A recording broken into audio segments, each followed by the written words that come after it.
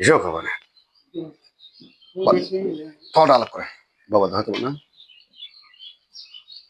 এখন আপনি মানে দাঁড়াতে পারেন তো তাই না বাবা একটা দাও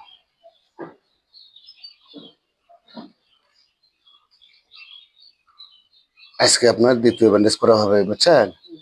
সাবধানে চলাফেরা করবেন শুধু কি আপনার এই পায়ের ওজনে পায়ে এই পায়ের ওজন দেওয়াই যাবে না চলাফেরার দরকারই নেই কয়দিন থাকবে এক সপ্তাহ খালি এদিক ঘুরেন পাঠাই দেবেন এটা কি এক সপ্তাহ না না না আপনার আপনার বেসাটা কোন জায়গা আপনার হাতে বলেন তো আমি এই জায়গা ধরে আছি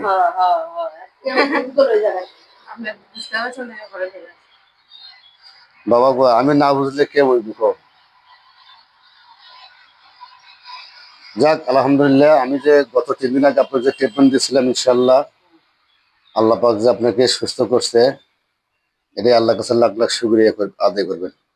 বুঝছেন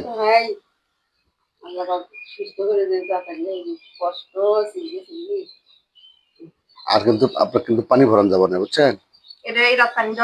না 1 ফুট পানি কিন্তু ভরান যাবে না ওই 4-5 দিন না বেনি সারা আল দুটো হবে ওটা ফ্র্যাকচার হয়েছে গো